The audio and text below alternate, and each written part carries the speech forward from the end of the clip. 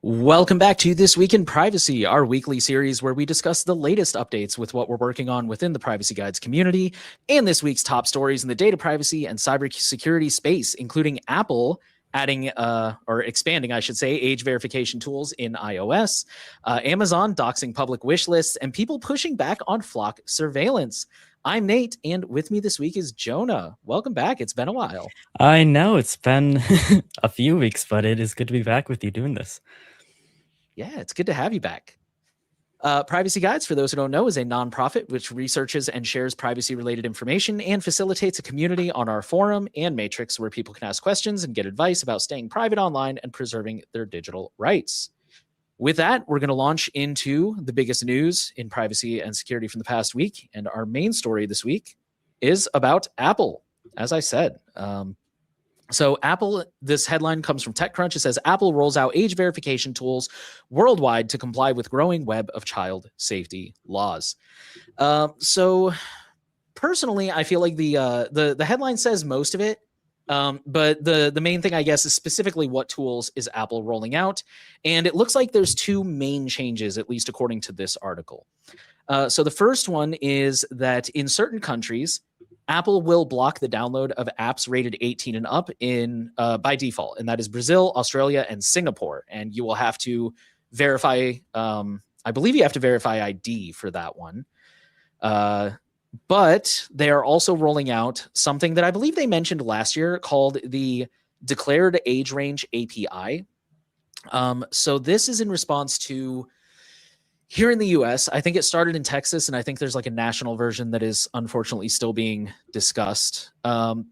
Texas wanted to do what was called the the App Store Accountability Act, which would require Google and Apple to verify somebody's age, and then they would pass that on to the apps. So if somebody wanted to download I don't know. Does Pornhub even have an app? But something not age appropriate. If they wanted to download an app like that, the idea is that instead of having all these different websites that may or may not comply with this and having they have to have all these different providers, let's just make Apple and Google do it. And Apple and Google were vehemently opposed to that, which I have opinions that we can talk about that in a minute. And but anyways, that law was eventually paused. The Texas version, again, the national one, as far as I know, is still being discussed here in the US. But Apple went ahead and built in this capability where developers can get, I don't know why it's an age range and not an actual age, but the idea is that developers don't get any more personal information than they need to. And so all they get is like, is the user of age to download this app? And that's why I say, I don't know why they get an age or even just a yes or no. I don't know why it has to be like, oh, they're between 13 and 16 or whatever it is. That's kind of interesting. But yeah, so Apple is basically, I mean, like the headline says, there's so much push for age verification going on around the world that Apple is just trying to get ahead of this and comply as best they can, I guess, in advance and be ready for it when it unfortunately becomes law in a lot of places. I feel like there was something else I wanted to add to that, but it's kind of escaping me at the moment. Jonah, do you have any thoughts about this one?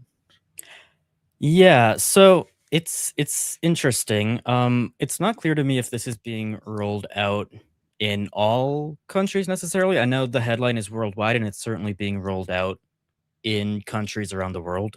So that makes sense. But I know it's being rolled out in Brazil and in Australia, Singapore, Brazil, as you mentioned, and then in some U.S. states. The interesting thing is that this declared age range API will work differently in different regions. So, uh, depending on where you are, I think in most places, if an app is requesting your age for whatever reason, there's going to be a consent screen that pops up, basically telling you like this information is being shared with the app. According to Apple, in some regions with more regulation, the system is going to automatically provide the person's age range. You can't decline sharing.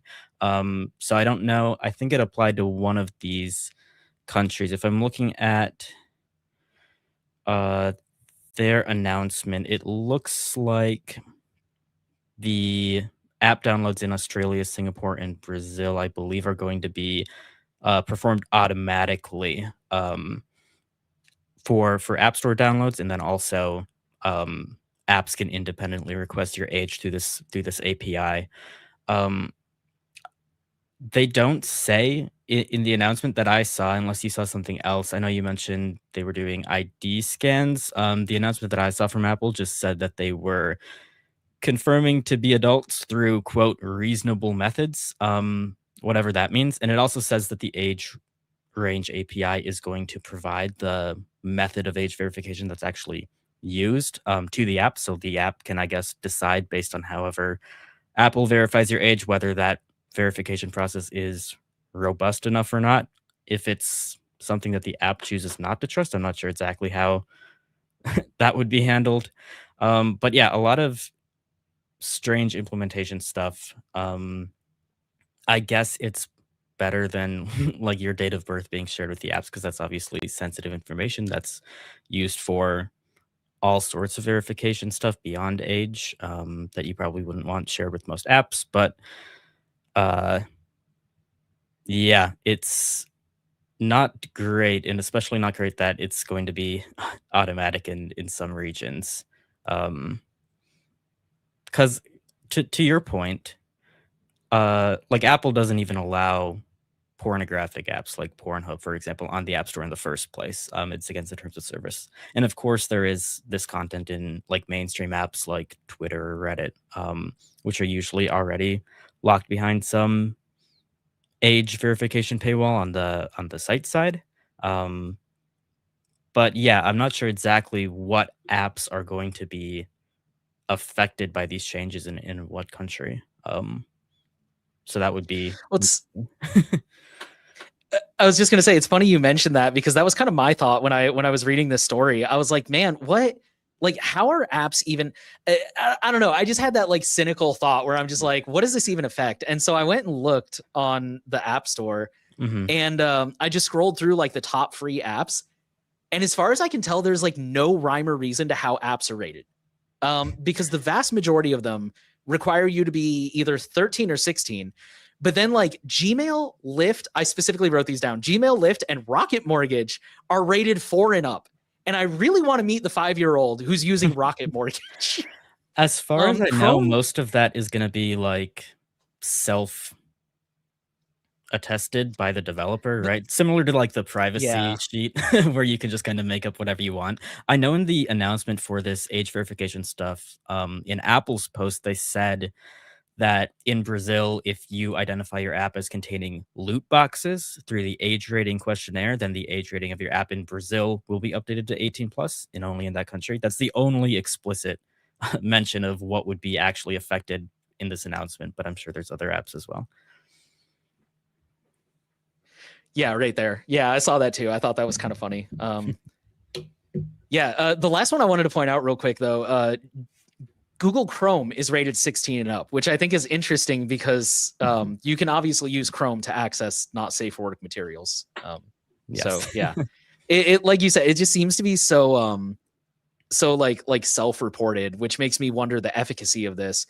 Um, yeah, just to clarify, I don't actually know if IDs are going to be required. We've had a few people chime in the chat here, like Jordan said that they're in Australia, and they're not able to select age sharing on iOS 26.3. Um, somebody else here said that some proposals have been credit cards. I think you're right. I think a lot of these laws avoid specifically naming how they have to do age verification. And that's for a variety of reasons. One of which is like future proofing. They kind of don't want to write a law that says right now you have to do it like by, I don't know, ID scanning. And then if for some reason that becomes illegal or problematic, now they have to go through the whole legal process all over again. So yeah, it's kind of up to companies, I guess. But it is it's definitely, yeah, like I don't know. It's just I guess the reason I assumed there would be some kind of ID scanning in those countries is because I know that like Australia, for example, does already have requirements to age gate social media and keep children off social media. So I get the feeling that that one's probably going to be a little bit more strict than some of these other countries and places, but I could be wrong about that. That's kind of me guessing, to be totally honest. So um It's yeah, it's unclear. I don't know if Apple's gonna be doing, like, automatic stuff through the App Store. I'm guessing credit card stuff, credit card verification would be a factor, at least in some places that would make sense. If I'm looking at Apple's like developer documentation about this, the main thing that they always mention is either just like the date of birth that you register with your Apple ID, or if you are in like an Apple family, and especially like if you're or for your children who you make an Apple account for to add to your family, it'll be on the parents to decide whether to share their age with these apps or not. Um, which seems like sort of a self-verification system, but I'm sure there are other verification options in other countries. I'm not exactly sure what they are though, yeah. Yeah, thank you for mentioning that. I that was one of the things I forgot to mention is it does seem to be, from what I can tell, kind of, at least in countries where ID is not yet required, it does seem to be like whatever age you put into Apple, they're not really going to verify it, kind of thing, unless they have a reason to. But yeah, it's I like hearing the comments. Jordan said, I wonder if they're going to put restrictions on Safari browsing because of the comment I made about Chrome. That's exactly what I was thinking. I mean, it doesn't seem like it'll be that effective because your iPhone already comes with this web browser out of the box, right? So you don't even need to log into the App Store at all to access pretty much any content you would like on an iPhone. So what is the Well, point?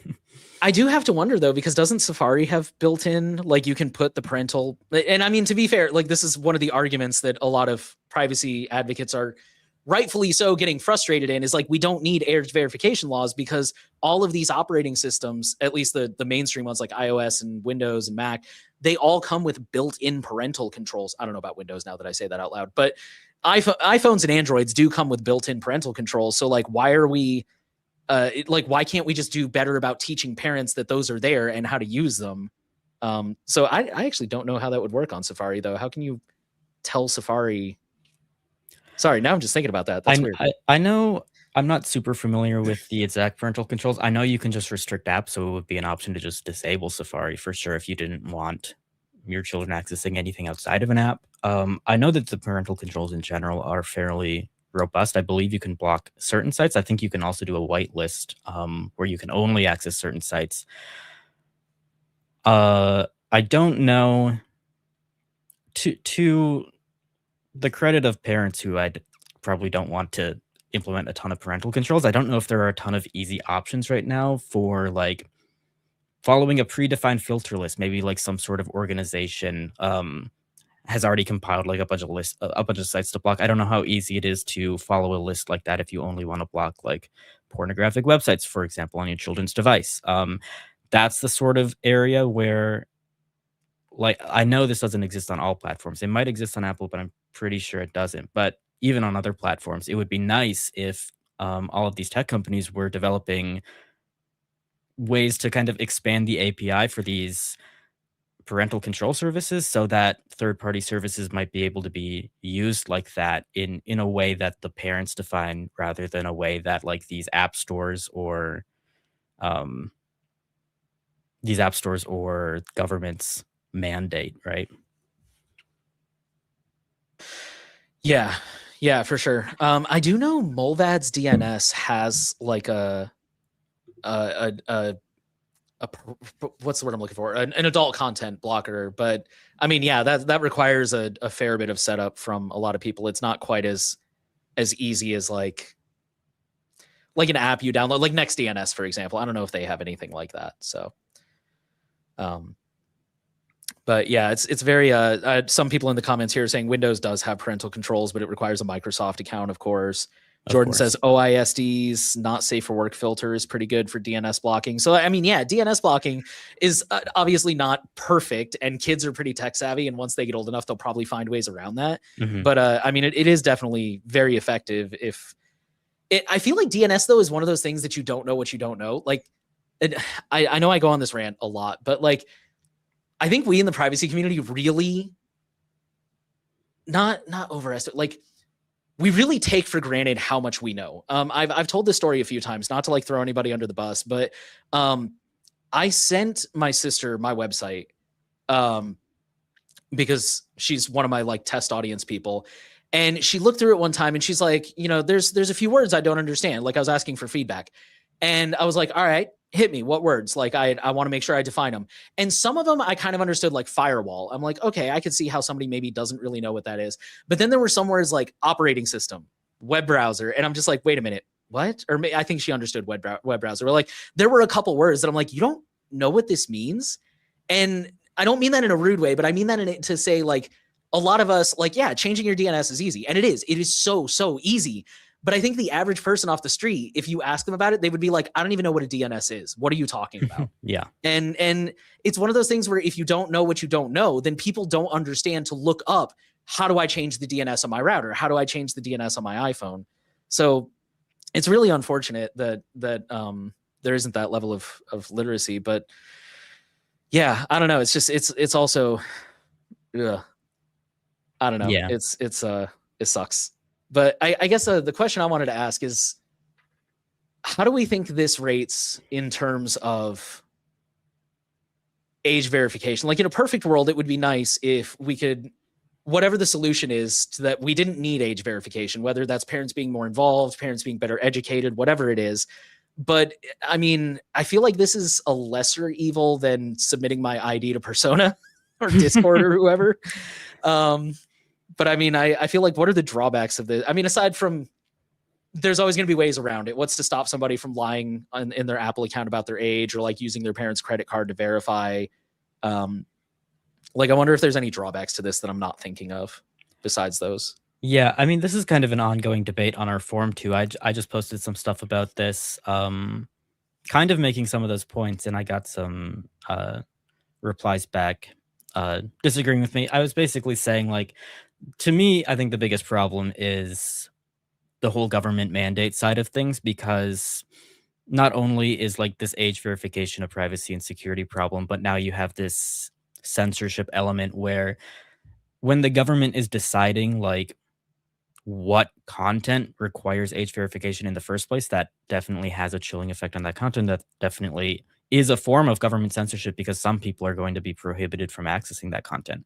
And we've already seen, especially in the UK, some governments are very overzealous at saying that all sorts of very mundane content, like even Wikipedia, is uh, will require age verification. And I think that that is extremely problematic, and that's the biggest concern that I have with all of this age verification stuff.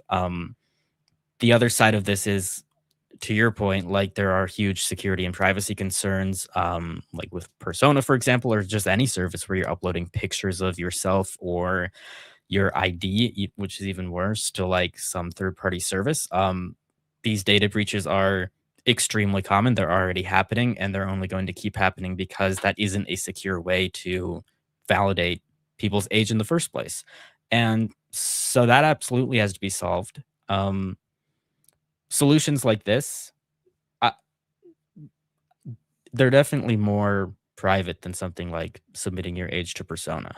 And I can kind of see both sides of it where like I think some services and websites probably have a legitimate reason to restrict their content to uh only certain age ranges, but I think that that can generally be left up to like the site operator to decide like what should be considered not safe for work or not safe for children, and what shouldn't, or it can be up to parents to define this in their parental controls more likely.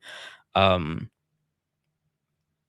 it'll always be a case where, like, if we have private age verification, um, there will be ways around it almost by definition, because, uh, like one of our moderators on the forum mentioned in this discussion, like a truly private age verification system will not be robust enough to like tell different people who are using a computer apart. So like if a parent wanted, they could verify their own age for their children to get them access to things. So when it's not an ID-based system, there's always that element. I would argue, certainly, which is also what they were arguing on the forum, that like that should be the parents' right to verify their own age if they think that their children should have access to whatever content is behind these paywalls for whatever reason. Because we're not only talking about pornography, for example, we're talking about all sorts of content that's going to be paywalled. But definitely the biggest concern for me is the government deciding what content should be paywalled versus like parents or the content providers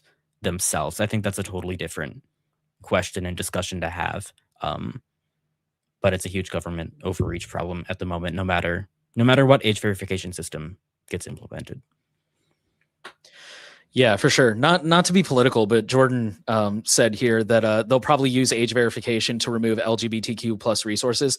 They absolutely like several red states have explicitly called out LGBT content as stuff that they feel is inappropriate for children. And like you were just saying, I think that's one of the issues I have with this age verification stuff is it removes the agency from the parents to decide I think my child is ready at the appropriate age to have that talk about these topics and stuff like that. So yeah, it's not a fan of that. And also all. like, that issue is kind of prevented if we leave this on the content providers to decide as well as the parents. Because I'm thinking about this. I don't know if I fully believe this, but this is kind of what I was arguing on the forum to see if other people to kind of debate with other people and see what people think.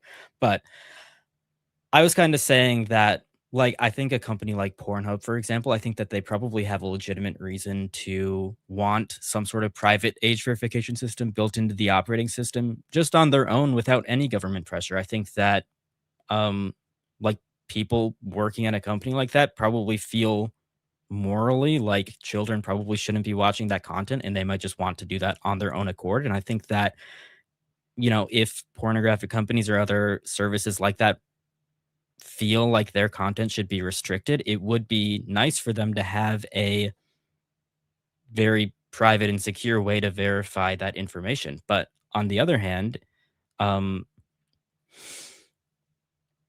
I just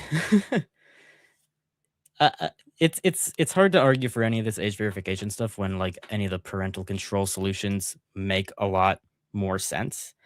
And I think like if we're thinking about it from the perspective of like companies deciding whether they should do this on their own rather than like the government mandating this, sure, I'm sure some companies won't do it and that'll be a problem and maybe they should be blocked via other means like parental controls. But also like companies who aren't producing content or that are producing helpful content like Wikipedia, for example, or like these LGBTQ resources, like they're not going to implement that. And I think that's a good thing because they can decide and they have experts on their team who know like this content actually isn't harmful and they're the most familiar with it and they can make that decision. So I think like if these tools exist, there could be private and secure ways to do it. But yeah, it just goes back to the whole government mandate thing where it really becomes a problem in my mind because that's not who any of these decisions should be left up to at the end of the day.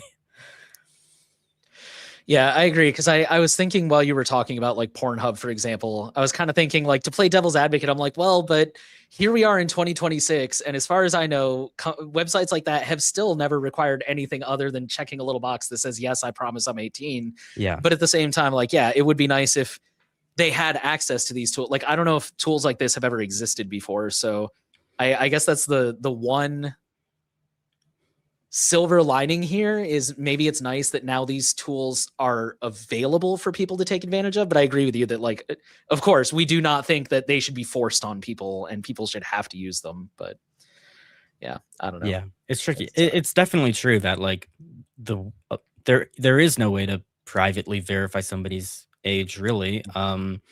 You could argue maybe there is now. People will argue that none of these methods are robust enough, but like, yeah, checking a box that says you're over 18 is pretty much the only thing that people can do right now because none of these companies want to collect personal information. That's for sure. Even if they want to have more robust age verification, there was simply no way to do it before. Whereas now, maybe there is, and maybe that would be helpful to them. But it all depends on like how that age is being verified in the first place by the operating system. Because if the operating system or Apple is taking your ID, that's still a problem in itself. So.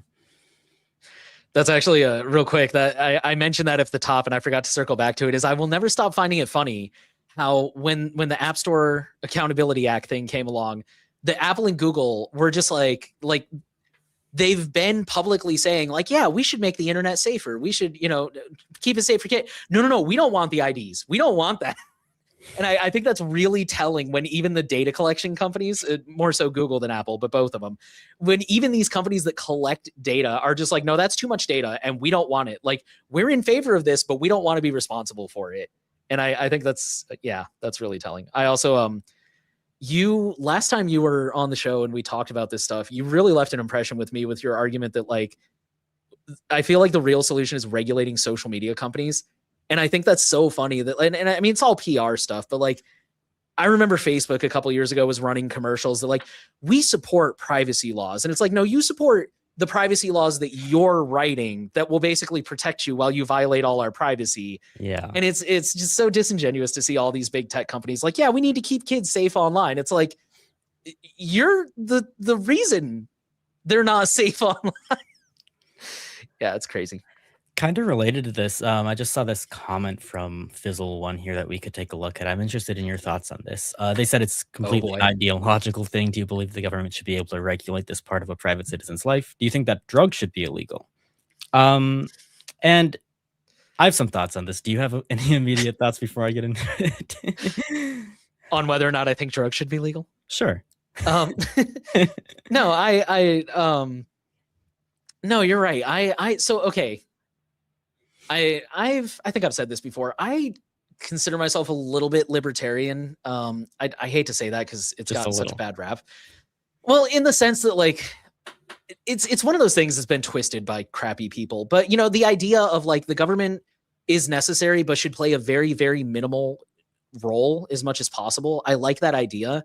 And I think it's such a nuanced thing because, like, I mean, let's use the drugs thing as an example. There are countries where drugs are decriminalized, like even the hardcore drugs, and instead of treating it as a crime, they treat it as like a health thing. Like they try to make sure that you have access to rehab, you have access to the resources to know where to go get help when you someday wake up and decide I don't want to do this anymore. And I've heard, I'll admit I haven't done like a lot of deep study into it, but I've heard that those countries actually have really lower rates of drug use because people have access, again, to the resources to quit when they want to. And so I think it's really, again, it's like, it's how are you solving the problem? Like, instead of just with these age verification laws, they're just such a heavy-handed. The comparison I keep using is like using a hatchet instead of a scalpel. It's not. These are very complex problems that require nuanced solutions, but politicians like these like easy soundbite answers where they can just go Yes. on and be like, "Oh, I passed this law, and now kids are safe." And it's like, well, in the UK they're using VPNs in Death Stranding, and in Australia they're using like, I forget where it was, but I went looking for something a couple weeks ago. I think it was for a blog post, and literally all the results were like how to bypass Australia's age verification with a VPN. And I'm just like, cool, right there with a Google search. Clearly this isn't working. I wasn't using Google, but you know what I mean? It's like, I don't know. Yeah, I don't think government should be regulating private people's lives for sure. But it's the point I'm trying to make is I think there's a line between being completely hands off and admitting that there is a problem. And I think, obviously, I think these age verification laws and ID verification laws are overreach and they're heavy handed.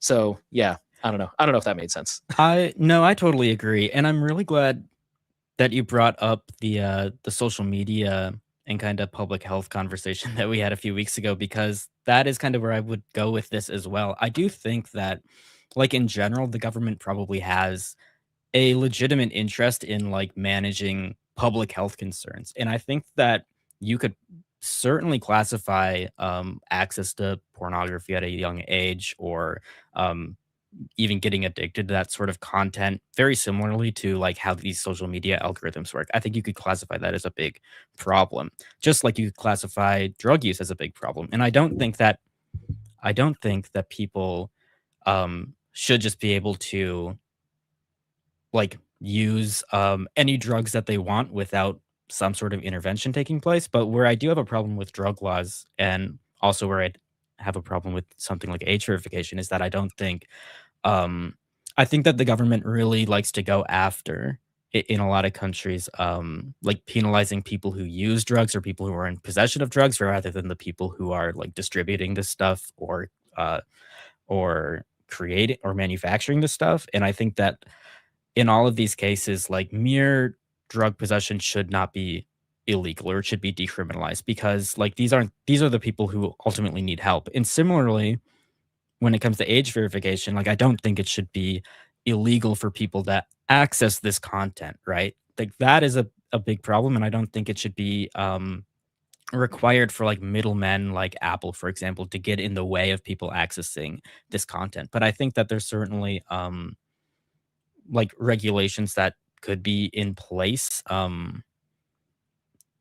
that affect like the companies who are producing this content. But it's a matter of like the level of uh personal intervention that's taking place here. And I think that all of this client side stuff, verifying your ID, verifying your age, like that goes too far. And we already have started to see discussions about like making it illegal to use technologies that bypass this age verification. Like they're thinking about making VPNs in the UK illegal, for example. And all of this stuff that really criminalizes access to information and mandates this age verification very robustly. I think that that is all very problematic.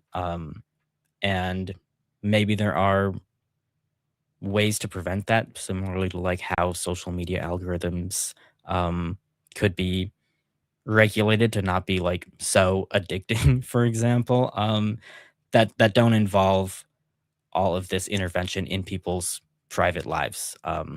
It just is a little crazy, and I think that this is definitely not the best way to go about solving this problem. We're not addressing the root cause. It's literally just a band-aid on the real problems here in society that are and it's just a privacy invasive solution. So all this age verification stuff, yeah, it's doesn't make any sense to me.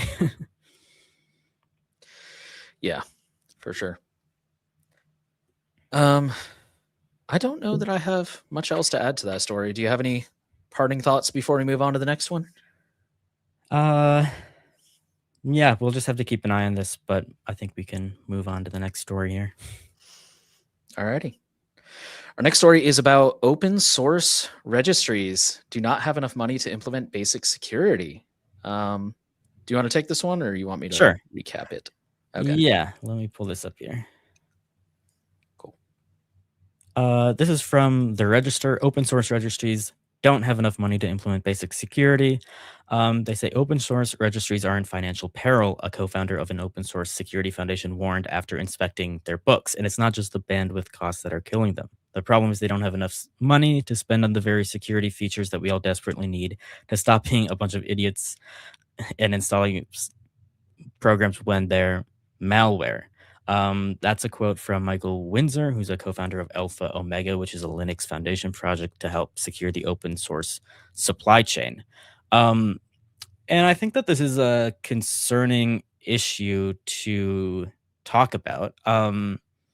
We've definitely seen like a growing number of supply chain attacks, for example, especially in like the npm node ecosystem, where there's like so many dependencies on other programs that are in a lot of programs that developers are making these days, and they're not vetting them all, of course, because there's sometimes thousands of them, and any one of those dependencies can introduce some sort of vulnerability, either intentionally or not, into your code base. And there's not much that can really be done about it because exactly like this article says, nobody is really contributing to the financial side of these registries. I think it just this is a broader issue in open source, I think would be my takeaway from this, because at the end of the day, the majority of open source have projects have this problem where they're generally taken for granted, whether it's the software or the infrastructure.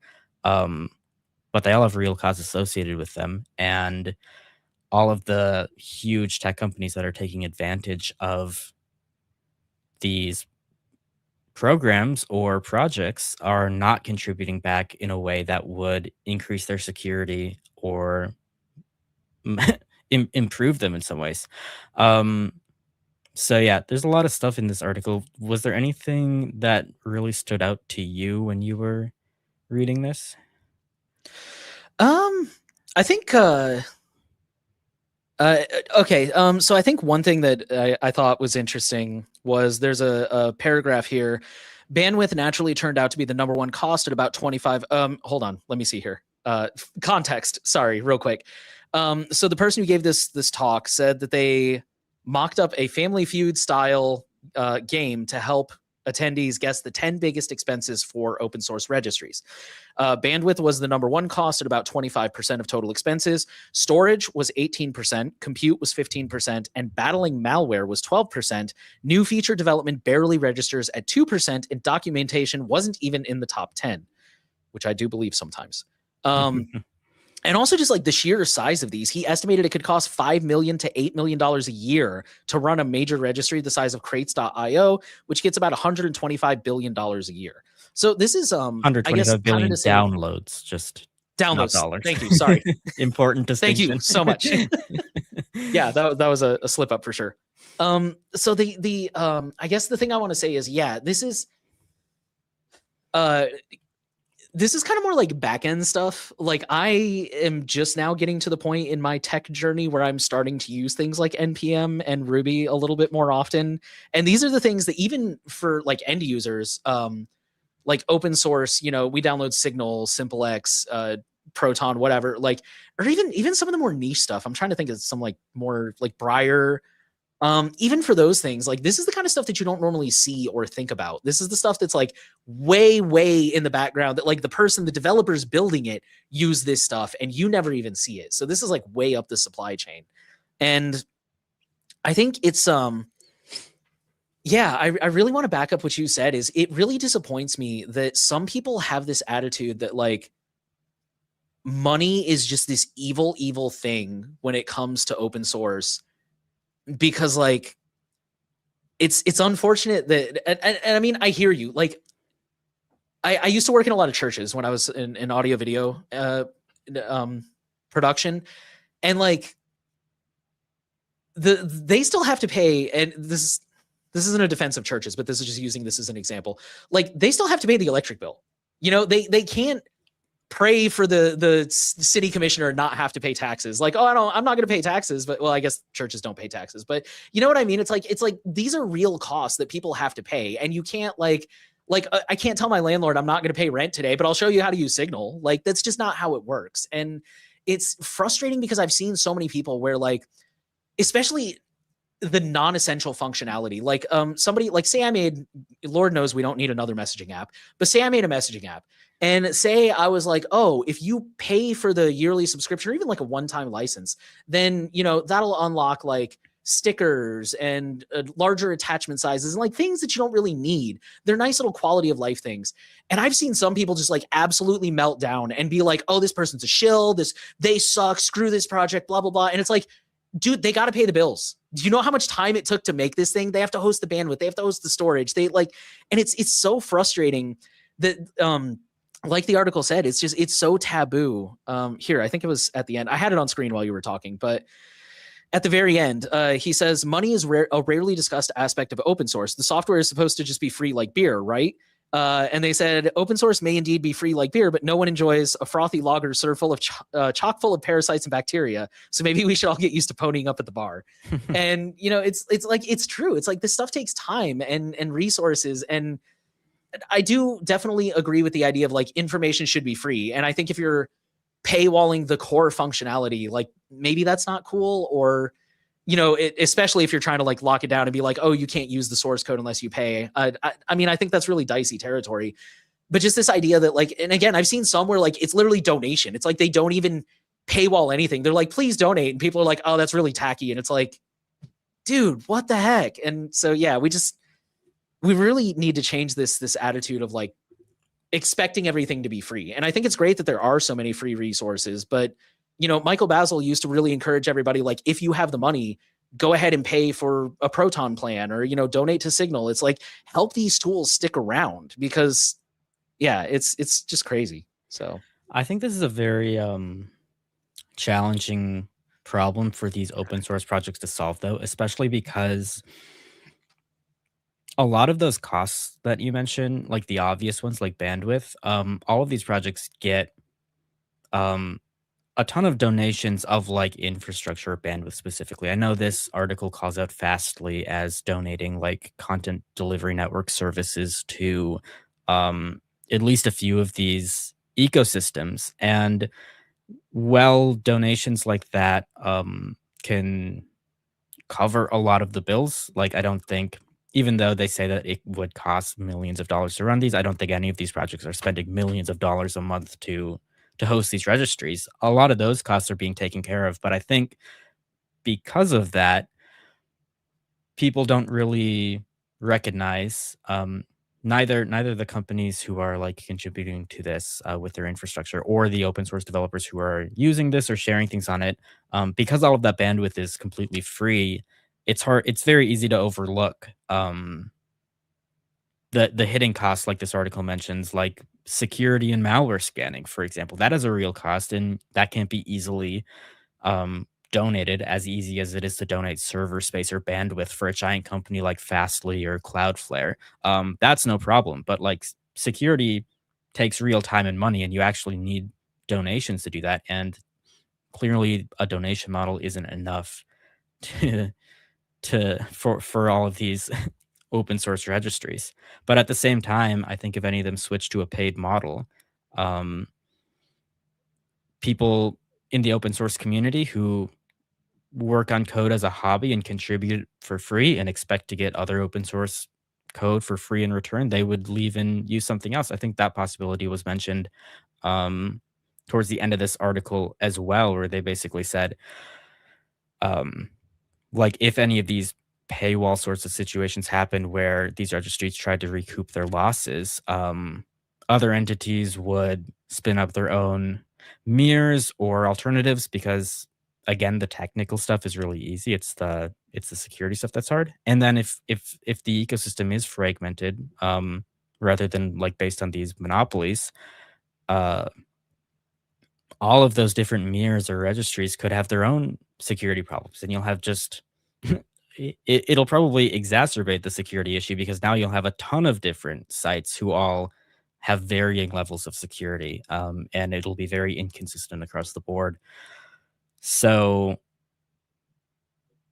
what you do about that, I don't know. This could just be a fundamental issue with all of this open source stuff, but I think it's really unfortunate. And I think the only answer is somehow getting these companies who are getting billions of dollars in revenue off on the backs of these projects, like getting them to contribute back, not just with something easy like infrastructure, but with like actual dollars where these projects can kind of allocate those resources as they see fit rather than whatever Fastly decides to donate, right? Yeah, dollars or I believe I've seen some companies will give I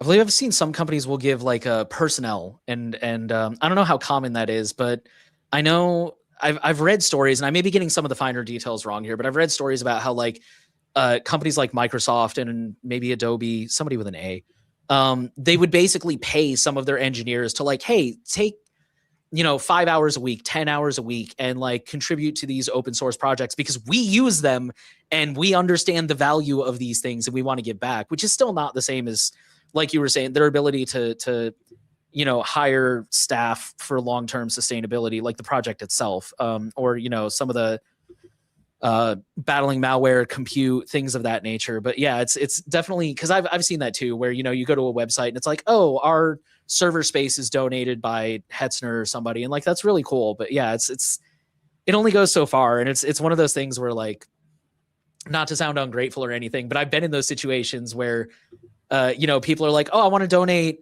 like, I mean, like, I'll say it, like, right now with the new oil, I've had people who have hit me up and like, hey, is there anything I can do? And I'm like, honestly, not really. Right now, things are so scaled down. I'm like a one person. I'm like, I'm writing blogs, I'm scripting a few videos, but I don't really need other people right now. And, when you have all these companies are like, well, I can donate server space and bandwidth. It's like, well, I only need so much of that.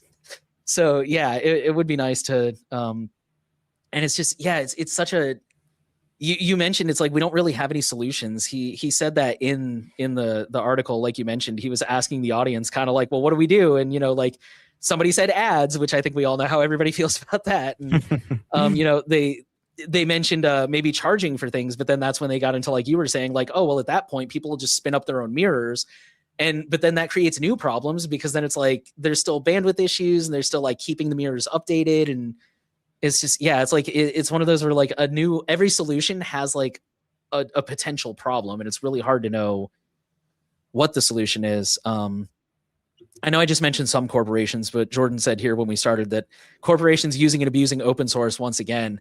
Yeah, it would be really nice. Like I've told the story somewhere before that my wife's last car, and probably this car we have now, like my wife's last car, I got in at one time, and for some reason I was just poking around the menu, and I found the section where basically they have to like credit all the open source projects they're using, and it was insanely long. And I just remember thinking, like, how much of the money of my monthly payment is going to any of these projects? And the answer is probably not much, if any, I'm sure. But yeah, it's just crazy that and Jordan also mentioned the meme with like a stack of stuff, and there's that one little thing holding it up. It's a very accurate meme, and it's super unfortunate because open source benefits everybody, but it's hard to make it sustainable. The last thing I'll say is I remember an old episode of the Opt Out podcast. He interviewed somebody that I personally don't know who he is, but I remember the guy he said that he has two separate projects. He has one that does not take any sponsors whatsoever. It's all like donation supported. And then he's got like another project where he does accept sponsors. And he's like, we easily make 10x on the sponsorship one, because and again, I know I kind of called out people that get like super mad, like, oh, you dare ask for money. Nobody's giving money. And I know right now times are hard. Like, I'm not saying everybody needs to run out and go donate right now. Like, the economy's rough, but for people that do have money and get value out of these projects, I personally harp on that a lot, is like, try to find projects you can donate to, or like rotate, this month I'm going to donate to this one. Next month I'm going to donate to that one. And, it's just, but that's probably not a sustainable thing, especially for these like back end registries. It's just, I don't know. I don't have any solutions either, but it's really unfortunate, and I wish there were better solutions. Yeah, and the person in this article didn't have any answers either, and I certainly don't. It's a problem that I think people need to pay attention to, because we're going to just continue to see all of these supply chain attacks on the open source software that we like. But what to do about it is a very good question. Yeah, and I think that's kind of why I wanted to talk about this one this week. Is just it's a friendly reminder that just everything we've been saying, open source is in a really fragile space, and there's no easy answers, but it's something we want to make sure that people are aware of as best we can. So yeah, absolutely.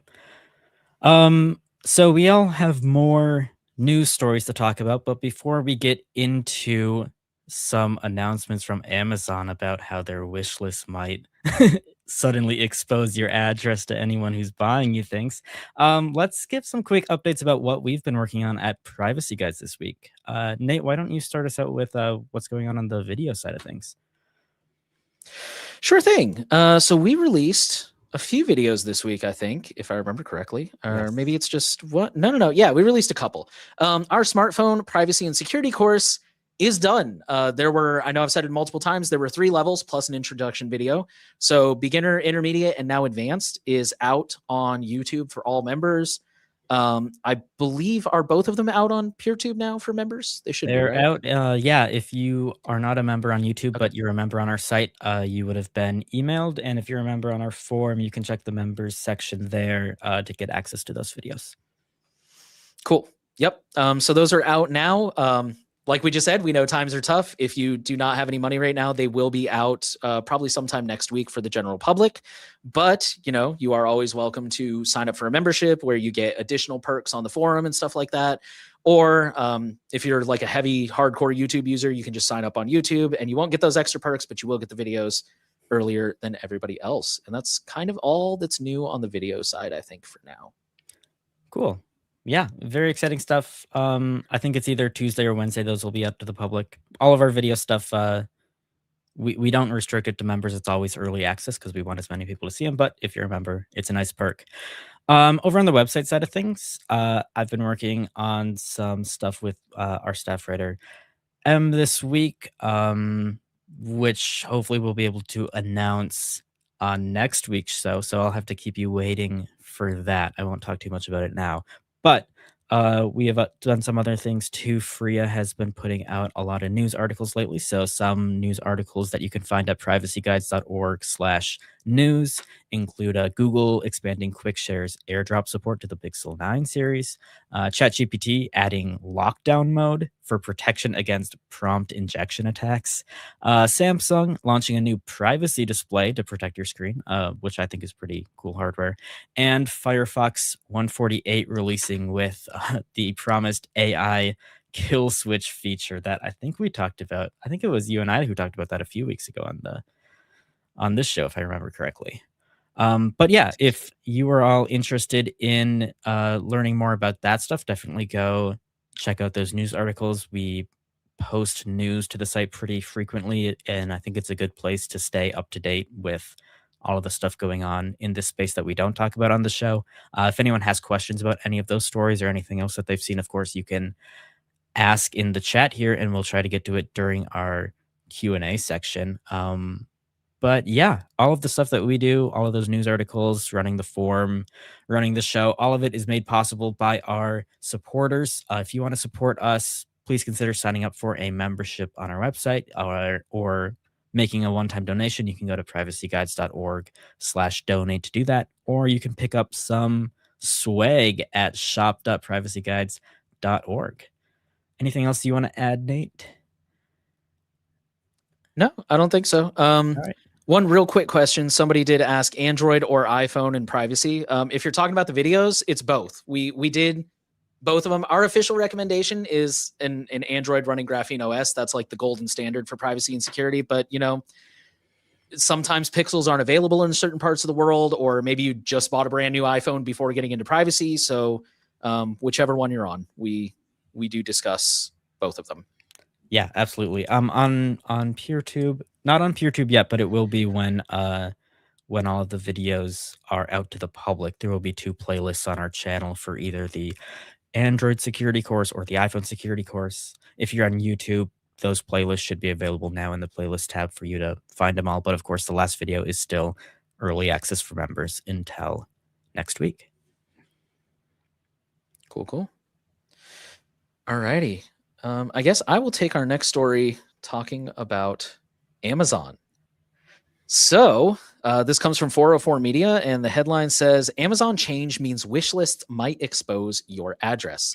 So this is a little bit tricky to understand. But basically, a lot of you guys have probably seen this, especially if you're watching this channel. You've probably seen other influencers that, in lieu of like signing up for Patreon or something like that, they may offer like an Amazon wish list, and it could contain, you know, gear that they've been wanting, or even just cool little knickknacks, whatever, all kinds of stuff. So up until now, I guess I don't use Amazon, so I'm just going based on what 404 says. Up until now, you were able to, when you make a wish list and you make it public for like people to buy you stuff, you were able to turn off third-party sellers. And I guess the way that works is when people buy from a first-party seller that goes through Amazon in the official way, a lot of the time they will use, it says here, like UPS, FedEx, and USPS, which does not show your full address as part of package tracking. It will show like your city and state, which is still too much for me personally, but apparently for some people that's good. However, it seems like Amazon is removing this option. We'll remove the option to restrict purchases from third-party sellers for list items. And when this change takes effect, gift purchasers will be able to purchase items sold by third-party sellers, and your delivery address will be shared with the seller for fulfillment. And then basically some of these third-party sellers, depending on their, what's the word I'm looking for? Their policy and how they do business, they might pass along your full address to the purchaser for some reason. I don't know why they would need that, but for some reason. And then even if they don't, the article points out that some of these third-party like delivery services, they require the delivery driver to take a picture to show like proof of delivery, right? And so depending on the picture they take, that might reveal like a street number, a street name, unique geographical features. Like that could reveal all kinds of stuff. So I think And of course, Amazon is saying like, okay, well then you should get a PO box or a non-residential delivery address, which is kind of crappy to like put the onus on people to go spend extra money to protect themselves. Super super weird, but yeah, I think I wanted to share this one mostly just because I know that's a really popular feature that I've seen around online. It's mostly for content creators of all stripes, but yeah, it's super interesting, and I don't know what prompted them to make this change. I've been thinking about that, and I don't know if there are any legal battles going on right now, but I could imagine maybe third-party sellers are upset about this feature that restricted it to only Amazon purchases because they want to be able to sell things to these people. And so maybe there was something going on there where the third-party sellers were upset about this and Amazon made the change.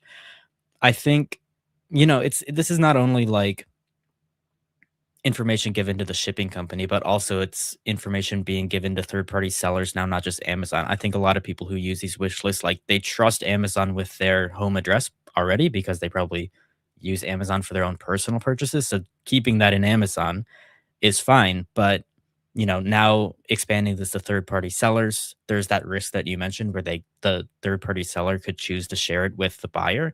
But I can also envision, I don't think this was mentioned in the article, but um I could see somebody who, like, wants to find out your address, they could set themselves up as a third party seller and set up this product that is on your wish list and then buy it basically from themselves to get that information. I think that that's probably the biggest attack that we would see, um, with third party sellers being able to ship items from third party sellers to people who share these wish lists, and I think that that is legitimately a big concern. So I think it's very unfortunate that Amazon has made this choice. Um, I'm kind of surprised that I haven't seen Amazon suggest using like those Amazon lockers for these. And maybe that's not an option, but I feel like it kind of should be because I feel like Amazon has like an end-to-end delivery service already that doesn't require shipping things directly to your house, and that could be an alternative to a PO box. But it seems like they don't care that much about privacy, which I guess is unsurprising, and they just want you to figure it out for yourself. But yeah, if you do use a wish list on Amazon, you should definitely pay attention to this because it's not just a matter of a third party seller maybe accidentally sharing that information with the buyer. I think there are legitimate attacks that people could use to get your address now if you continue to use these wish lists. So, yeah, huge impact on this. And it is kind of a crazy change for them to make. That's funny you mentioned the lockers because I completely forgot about the lockers, even though I have so much beef with those lockers. But yeah, that is weird that they wouldn't like say that, like, because that was my first thought is like it's weird that they would roll this out and not use this as an opportunity to be like, oh, by the way, on a totally unrelated note, we're offering our own PO boxes now. And it's Right. it's so weird that yeah, they didn't say like, oh, well, you can get it shipped to a locker or something. And yeah, just to be like, sucks to suck, whatever, dude. Um, that is weird. I don't know what prompted this because I mean, usually the answer is money, right? Like, but I guess maybe that's it. Like, I guess maybe by exposing it to third party sellers, maybe they can make more sales. I don't know. That's super weird. But I also don't really know how the wish list thing works. Even before I got into privacy, I was never a huge Amazon. I mean, I'm a minimalist. I don't buy a lot of stuff to begin with. So it's just very, yeah. Yeah, I don't really know how it works with all that stuff, but I guess with that idea of like setting up as a third party seller, is it really that easy to do? I'm not super familiar with selling things on Amazon, but given how many third-party sellers I see on there, I can't imagine it's that hard. It's probably like a little harder than setting up an eBay account, but probably not a lot harder than setting up an eBay account. That's fair. Yeah. So, anywho, um, I think yeah, that's I that. don't know if I have much more to add to that. Yeah. Yeah, we'll move on to the next story here. This was reported by Blood in the Machine. Across the US, people are dismantling and destroying flock surveillance cameras. So I guess it's kind of a feel good story for today. This is a whole newsletter with a lot of different stories in it, basically. And I haven't read the whole thing, but the main story that we saw, they said last week in La Mesa, which is a small city just east of San Diego, California, observers happened upon a pair of destroyed flock cameras. One had been smashed and left on the median, the other had key parts removed. The destruction was obviously intentional and appears perhaps even staged to leave a message. It came just weeks after the city decided, in face of public protest, to continue its contracts with the surveillance company Flock. We've done a lot of stories about Flock on this show. And yeah, there's definitely mixed reactions to this from different cities. We've thankfully been seeing cities cancel their contracts, but we've definitely seen a lot of cities renew them or set up new contracts, and people are rightfully upset about it because it's a huge invasion of privacy and just a way for the government to implement the mass surveillance state. Um, so yeah, it seems like a lot of protests in the San Diego area are going on here against Flock, and that has escalated to sabotage against the equipment itself. But I mean, at the very least, the outrage that people are feeling about this technology is very justified for sure. Um, Yeah, a lot of good pictures here of destroyed equipment just being left on the ground. Was there anything in this article that you wanted to highlight that I didn't mention, Nate? I don't think so. I mean, I think I hope it goes without saying that we are not advocating for destroying property or anything like that. But yeah, it's also it's really messed up that this is happening specifically in places where people have turned out and very overwhelmingly like turned out in the sense of like gone to like city council meetings and stuff and very explicitly overwhelmingly said we don't want this, and the city was like, well, we're going to do it anyways, which is Yeah. to me is like the very antithetical to our system of government here in the US is supposed to be representative. Like, I elect you to represent me, and by going against my wishes is not. And again, the point is it's overwhelming. It's like, obviously my senator does not represent me individually if I'm being outnumbered. That's a whole different bag of badgers to discuss. But when everybody's coming out and they're like, no, screw this thing, we don't want it. And they're like, oh, what's that? Sign the contract? Like, dude, come on. So yeah, that's crazy. I think I'm trying to find it here. There is a link in this article somewhere where they link to NPR, and that is a good link to go read.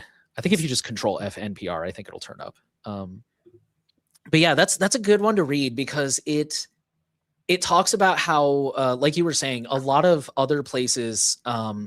One thing worth mentioning real quick is this isn't just in San Diego. They said this has been happening in at least 5 states, including, where was it? Like Oregon, Virginia, I think Arizona, Georgia. Anyways, the NPR article talks about how a lot of other places have thankfully been able to get these removed peacefully, but they also go in to talk about a lot of it's a really long article, but it's totally worth the read. And they talk about how people, or not people, like politicians, like a lot of them were basically just not really reading the contract. Like I think they talked about one unaware place. of the problems. Exactly. Like they talked about one place. I can't remember where it was, but there was one place where they're like, oh yeah, police can access the data. Also, so can the feds. And everybody's like, wait, what? Really? And it's like, yeah, did you not read what this entails? And once this kind of goes back to an argument that I've been making for years, which is I think that most people who don't care about privacy don't understand the depth of it. And that is not me saying go out and scare the hell out of your friends, because scaring people doesn't work. But it's, once they realize like how much data Flock was collecting and who has access to it and how much it's been abused, that's when they start to kind of sit up and they're like, wait a minute, I don't know if I want this after all. And, I feel that a lot of people, I think in my personal opinion, I think a lot of people have that attitude with privacy where they're like, oh yeah, of course, Facebook can, this is an actual conversation I've had. This is back during the Cambridge Analytica scandal. I texted somebody I knew that had an Android, and I'm like, hey, do you have the Facebook app? And they're like, yeah. I'm like, hey, do you know they can read your text messages? And they're like, yeah, Facebook Messenger. Of course they can read them. I'm like, no. Your SMS messages. That was an actual thing we found out during Cambridge Analytica. And they're like, oh, I did not know that. And I think it's when people understand how much data is being collected, and that's when they kind of sit back and they're like, this is really creepy, and I'm not comfortable with this. Absolutely. And then I guess the challenge from there is getting politicians to listen to you and not renew the contract. But that's a different discussion. Yeah, I'm glad you mentioned that NPR article because I did read that a week ago and it is a very good article. And I don't know if like this vandalism story, I don't know if that has led to any change, but that NPR article definitely shows that like people protesting and people just informing their city government or whatever politicians are involved like of the facts of these situations is actually effective at getting rid of flock in a lot of areas. And I think that protesting this stuff and informing people about the facts are both super important if this is happening in your community because it does make a difference. And I did find that NPR article. I'll send a link to it in the chat here because I'm not sure if we included it in any show notes, but if people are interested in reading that later, I definitely would recommend checking it out because yeah, it's just a good story that like I feel like we're always looking for examples of times where people make a difference in like their communities from a privacy standpoint, and I think that this is a really good example of it. It's unfortunate that this stuff has to happen in the first place. You would hope that politicians would be a bit more competent about this stuff because it is their only job, but what can you do, right? Yeah, and I get it. Politicians, they're not experts, right? Like nobody's an expert on everything, which is why they're supposed No. to consult with experts. But the problem is like, and I know I've said it before, but like Louis Rossman has a really good talk about this where he talks about how he got into right to repair activism. And it's a lot of the time they don't know that the people that they're talking to are salespeople who are lying to them. Yeah. And so, when somebody comes in and they're like, oh, it's actually this article, real quick, the link to the NPR article, it's like right above the picture of the pole that got sawed. And it says in some cases they're succeeding. That's the link to the NPR article, but we'll see if we can add it to the newsletter as well.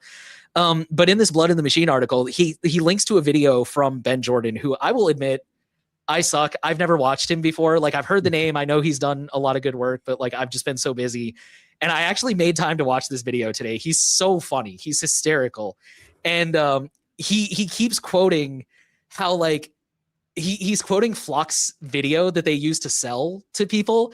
And he's like, oh yeah, I bet it doesn't mention the time they like put a family face down on the pavement at gunpoint because their cameras were wrong, or like the time that, that was the one that stuck out to me, but like he's got multiple instances where it's like this AI was wrong and it like seriously almost got people injured or like traumatized for life. And it's, of course the salespeople don't talk about that when they try to sell it. They just, oh yeah, we're gonna stop crime and we're gonna do all this awesome, cool, noble stuff. And it's like, dude, come on. Like it's where I'm going is, they don't know the other side of it where it's like, yeah, but what's your error rate? Like, how often is this wrong? It doesn't work well on people of color. It's why is it spying on children? How long are you recording the data? Why isn't it secured? Like, they don't know the questions to ask. And that's one of the reasons that I think we need to get more involved in this stuff is. Absolutely. Yeah. I mean, when I say like it's the politician's only job, I don't mean like it's their only job to know everything about everything, but it is their only job to like be able to suss out who's an expert and who's not, and they are shockingly bad at doing so. It's crazy. Yeah, no, I agree. You would think they would do more due diligence. Like I know they're busy, but come on, man. Yeah. So it's pretty crazy, but yeah, that is a really good article. It's totally worth reading. So is the NPR article for sure. And the video from Ben Jordan, totally worth a watch. Very funny. So I like him. That's all I have on that story. So I think we do have a couple more really quick mentions here. Let me get this tab pulled up. We're not going to spend too long on these because we don't have too much to add to them. But one of them is 1Password is increasing prices for their annual plan. I wanted to make sure we mentioned this because a couple weeks ago we did talk about Bitwarden increasing their prices. So just wanted to make sure that any 1Password users in the crowd were aware. And we did also get an update. So as a non-European, I don't always get all the news y'all get, but apparently there's like two versions of chat control that are kind of informally called 1.0 and 2.0. 1.0 is basically the like voluntary version, but it still is not good. And 2.0 is the mandatory version. That's like the really oversimplified version of it that I was told. And apparently there is a vote for chat control 1.0 on Monday. And for video viewers or for audio viewers, video viewers can see here, there's a little progress bar of like who's for chat control and who's against it. And right now, an overwhelming number of countries in the EU are totally for it. To be clear, this is an extension of Chat Control 1.0. Apparently, Chat Control 1.0 is already in effect. Yep. And it's like it was supposed to be a temporary thing, but they keep extending it. Man, could you imagine if a country did that? Cough, cough, the Patriot Act. Anyways, so sarcasm aside, yeah, if you're a European, definitely be aware of that and be on the lookout for that. Yeah. Sure. For people who aren't familiar with chat control, the current version, which does exist now in the chat, it in law, it was a temporary measure, like you said, but it basically allows tech companies like Discord, for example, or other tech companies that are providing unencrypted services. It makes it legal for them to scan that content for pretty much whatever they want. They say it's for like scanning for CSAM, for example, but it's pretty much unlimited. But that's the purpose of it, and it was only meant to be temporary.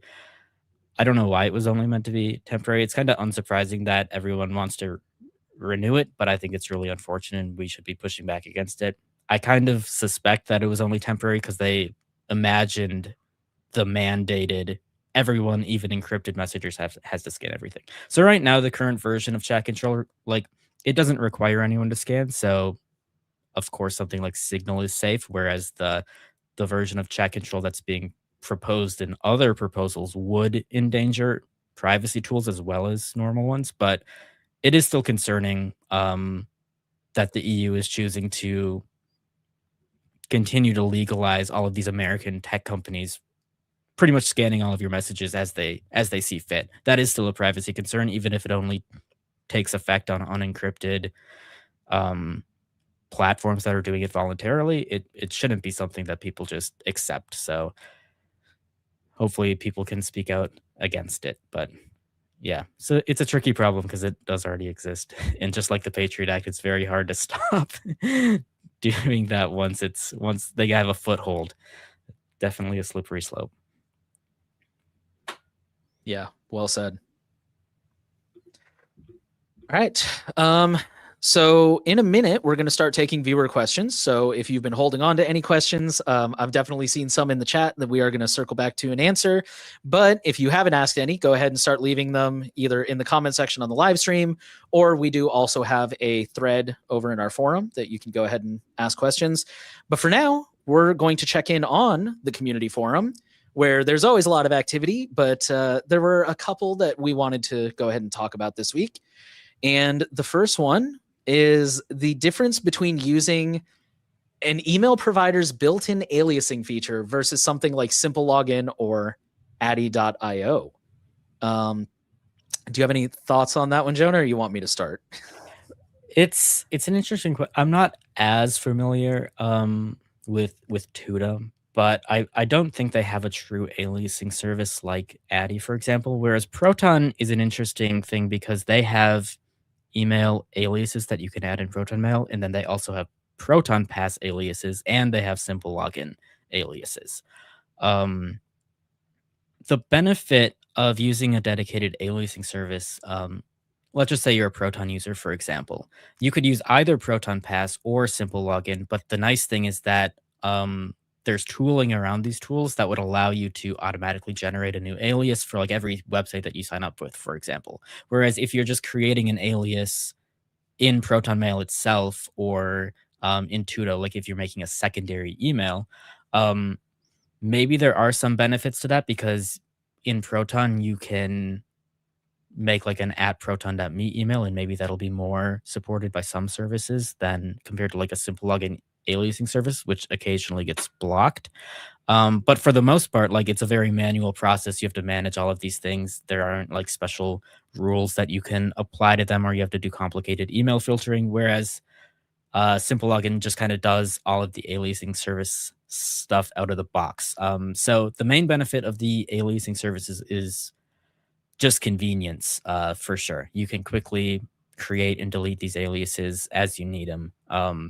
And in an ideal world, you would be using a completely different email for every site that you sign up for, just like you should be using a different password because you don't want all of these sites to be able to correlate your activity based on email address. And you also don't want people who are looking through data breaches to be able to correlate your accounts either. So yeah, the email aliasing site or page on our website goes into this in more detail, but I definitely think it's a very useful tool, and I would definitely recommend um, generally using a dedicated tool like Simple Login versus just the like creating an email alias in your email provider or using something like plus aliases. I know people do that a lot, but websites have kind of gotten wind of that and they know to just kind of cancel that out if they want to track you or whatever, because the first part of your email stays the same. So the dedicated services are better.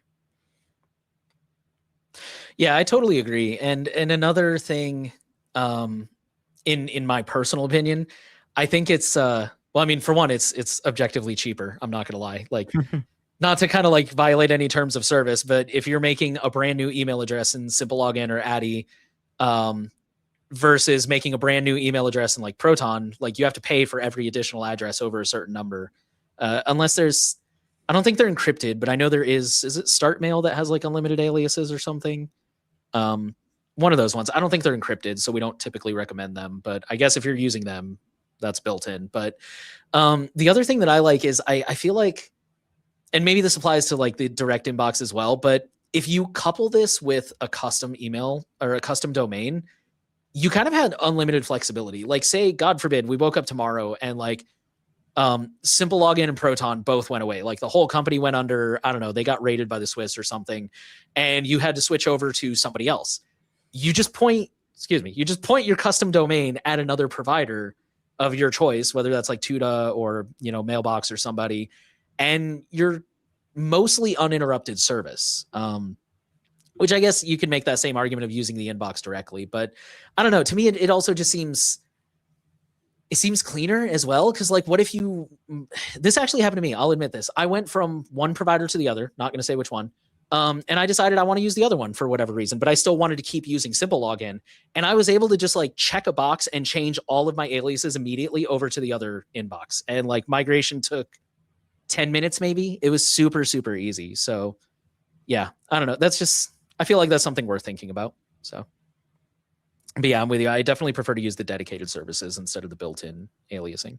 Yeah. Sure. I see like in addition to the built-in aliasing, I see a lot of people recommend like a catch-all email with a custom domain. Um, which is fine, but I do like Simple Login being able to automatically generate like a random word for your email instead of you having to think of one. And also, it's nice to be able to like switch off individual aliases if you're getting spam or whatever versus it's just a little trickier when you're using a catch-all that accepts all emails because you can set it up to like only accept emails to aliases that you've already created so people can't just send you random spam by guessing a random email in your catch-all service. So, um, probably less important for people to do that, but just something to consider. There's a lot of benefits, I think. Yeah, for sure. That's a big one. I do that a lot too. Like I have an eBay account because I try to avoid using Amazon. And I order something maybe twice a year tops. And so like I'll order it. And then once the item gets here, I'll just turn off the email address.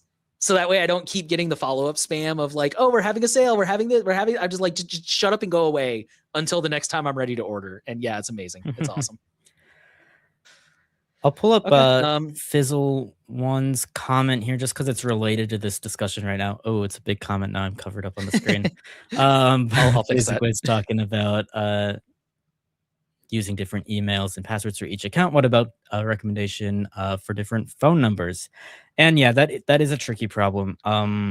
We've been looking into a while, but there is no like super great solution for the phone number situation because um I mean, phone numbers are a finite resource. It's also the case for like there's a ton of services in the United States, for example, but other countries, people in other countries frequently have problems finding like VoIP services or phone number services that work with their country code. So we don't have a ton of good solutions right now that I can recommend, unfortunately, but it's something that we've been looking into for a while. There's a lot of good suggestions on our forum if you wanted to look into different phone number services that people in our community have used and recommend. Um, and you can try them out and see if they'll work for you. Uh, but I don't know of a best one personally right now, unfortunately. Yeah, I don't either. The problem is, I mean, first of all, like you said, like outside of the US, the situation is really, really abysmal. But even in the US, you know, it's like it's a scale problem. Like you could get a hold of a handful of phone numbers for relatively cheap, like my pseudo, for example. But if you're trying to create an individual phone number for every single account, that is going to get really expensive really fast. Yeah. And uh, I will admit, I do want to look into. I remember it was really big when it first came out. That service Cloaked. I didn't look into them when they first came out because at the time I did not have a SIM card, and they require a SIM card to forward everything to. I do have a SIM card now, as much as I don't want to, and so I just haven't gotten it. I also haven't gotten around to it because it's a little bit pricey, and it's one of those things where I'm paying for a lot of crap I don't really want. Like they have a password manager that I know I'm never going to use. They have like some ID protection thing. Like it's just a lot of stuff that I'm like, no, but I just want the phone numbers. Like just give me that. That's what you started with. Give me like the light version pricing that only gives me that. But yeah, I do want to go ahead and like investigate that and try it out. Because I think if you're in the US, I think that might potentially solve a lot of these issues. But it also depends on the usability and it depends on a lot of factors. But Yeah. that's not an official endorsement for the record. Like I said, I haven't tried it. I want to try it, but right now that's the only thing I can think of. That's kind of what you're describing. Well, So that'll be interesting if you check that out. It's a bit tricky for me because I have no need for these services personally because I just don't sign up for sites that require a phone number. But I know that people like to use Discord or whatever, and want to be able to verify that, and there should be a good solution, but it's a very tricky problem, and that's part of the reason why like all of these services are relying on phone numbers. I think it's because they know it's not an impossible problem to solve, but it's a challenging problem for most regular people to solve, and that's how they get you. When they can't track you any other way, they know that you'll probably just give them that, unfortunately.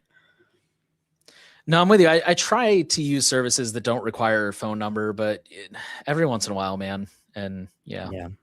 I don't know. All right. And then our other question that I thought would be fun to tackle was why are so many privacy promoting people posting their personal data online? So no offense, but you know, people like you, me, most of our staff, we either use our names or put our faces or some combination of both. So I mean, what are I mean, I guess I threw it to you last time, so I guess it's fair if I go first this time. I know we're both on video here now, so this is a good example of putting our Yeah, faces out exactly. there. That's why I thought it'd be fun to take this one. I actually, full disclosure, you guys, I forgot earlier in the week, we all agreed that Jonah was going to be co-hosting this week because our other regular co-host has other stuff to do. And I completely forgot until like an hour before we started recording. And then I was like, oh, perfect that we picked that topic to talk about. But no, it's so for me, okay, I'm going to be honest with you guys. I started showing my face when I joined a surveillance report, and I did it because at the time I was still. You guys have to understand that I have started and stopped so many projects over the years, mostly because they just kind of never went anywhere, or like I lost the passion for them. Like I've started websites, I've started forums, I've started all kinds of stuff, and it just kind of like after a while I lost interest, and I'm like, yeah, I've got like 5 people reading, so whatever. And so honestly, when I went into privacy, I kind of thought the same thing was going to happen. And so I kind of went into this with the attitude of like, yeah, whatever, I'll do this for a few years. Like I'll always be into privacy, but you know, like I'll start this website, I'll get like one person donating, I'll get maybe 100 readers tops and like whatever. and here I am. So when I started talking to Henry about joining surveillance report, and he was like, for the record, he didn't tell me I had to, but he was like, I do show my face. He's like, maybe you could put on like a bandana or something. And I was like, dude, I'll just, whatever. I don't care. I'll just show my face. It's not a big deal. Uh, and here we are. But in retrospect, I will say though, I think I'm kind of glad I did. And I'm not saying everyone should do this by any means, but I think when it comes to being an educator and being a content creator, I think it's really like, if you guys follow the shorts channel, you've noticed that we've kind of started putting our faces on the clips and we do like the reaction faces. And to be honest, I don't like doing that just because I don't like the way I look. I don't like my face, but we do it because when people see another person there, it's an emotional connection and it makes you seem more trustworthy. And so from that perspective, I think I'm kind of glad that I put my face out there, because I hope that it makes it easier for people to connect with the message we're trying to send, and just kind of give that little bit of trust to like get people in the door to hear the message about privacy. I don't know, maybe, I mean, like, there's other people who don't show their faces and their channels are doing great, so maybe that wasn't necessary, but I don't necessarily regret it for that reason. So you wouldn't do anything different if you could go back and do it again? I don't know, to be honest. Yeah, there's a distinct difference between I don't regret it and I would do it different. I don't know what I would do either, but I think that last point that you mentioned is important, and that's a sentiment that I saw even other people in our community express in this forum post, which is that, like, certainly some people are going to connect with the message and the education that we're putting out there if they can see a real person and they can put a name to the face about these topics, right? I think it just is more convincing to people, and I think that a lot of people aren't privileged enough to be able to like record a video like this, for example, and get this out there. They can publish content anonymously, or like a lot of text content, but it's harder to do this, and it requires putting more information out there. But I think that this is a good medium to get this information out there and to get people, I guess, interested or informed about these topics in a way that you really just cannot do if you are trying to be completely anonymous yourself, unfortunately. So, yeah, it's tricky. I posted a very long post on the forum in response about this. I'll kind of cover a bit of what I said. Beyond that point of like just being in this privileged position where like I can do this in the first place, whereas a lot of people who need privacy, like minorities or immigrants or victims of abuse or what have you, like they might be privacy experts because they have to be, but they can't exactly publish all of this information on their own and like get other people involved, right? And so it's good that people like us, I think, can do that. But beyond that, in my case, it it's more it more came down to just the fact that I had already been posting a lot of stuff on the internet under my name far before I was working on, well, back then it was privacy tools, now it's privacy guides. But I mean, I've been like being paid by different technology companies to publish blogs and documentation or what have you, under my real name since at least like 2014 or so, which is definitely before I got into privacy. I definitely approached this whole thing from more of the self-hosting techie perspective. That was always what I was into. And then like I got into privacy organically because it became clear that all of these services that I wasn't hosting were very invasive. And it became more clear, especially after like Cambridge Analytica and all of that stuff, like that companies like Facebook and Google were just using all of this data and not for good purposes and for reasons that aren't aligned with their users. And so that's kind of why I got into this from that angle. But I was already publishing stuff under my real name, and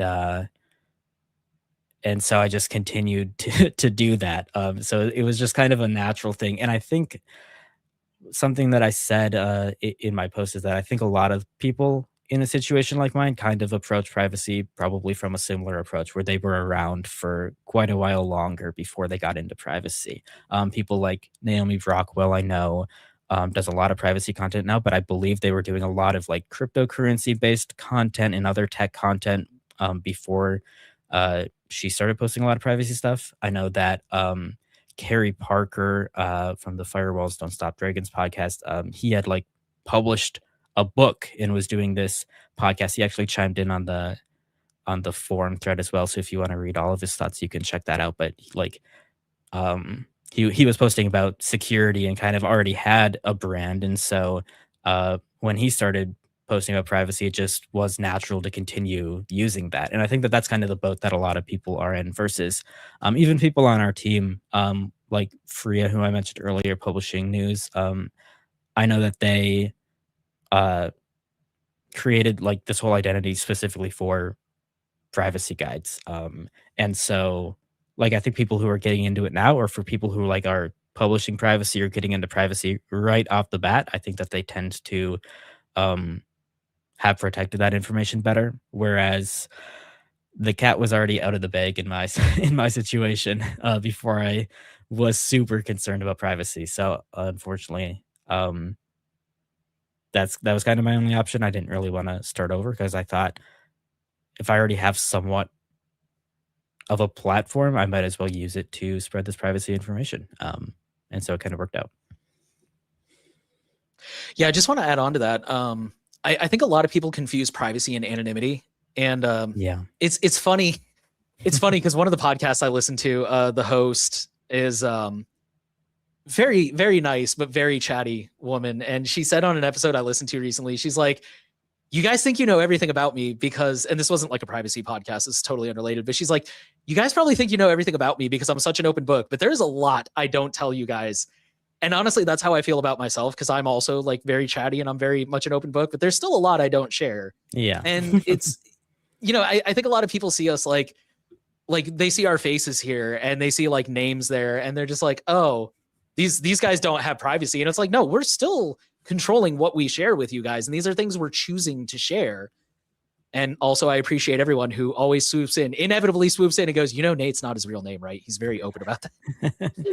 Yeah. That always makes me happy. Thank you, guys. So you're still doing better than me. But yeah, I totally agree. I mean, it's very easy for people, I think.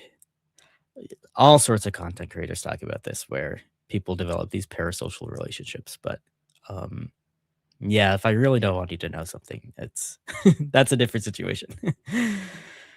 Yeah, for sure. And I just want to add on to what you said about privilege. Like, yeah, I'm I don't have any kids. I don't have any like really sensitive things going on where like obviously I do not want to be doxxed or anything, but if it did happen, it wouldn't be the end of the world. Like I wouldn't fear for my kids' safety. My wife's a grown woman. She can handle herself.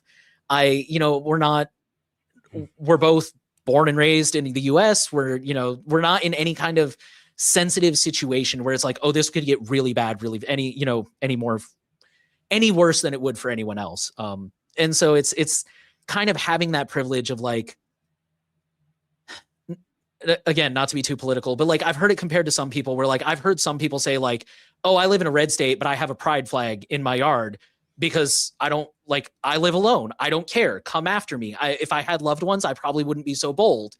And so to me, it's kind of that, like, not the come after me part, please don't. But you know what I mean? It's like, I have less to lose. And that makes me a little bit bolder to be like, oh, maybe I'll be a little bit more open, like you were saying, as opposed to somebody who's like, probably could run circles around me, but they're like, I can't come forward because I can't risk it. And yeah, so I don't know.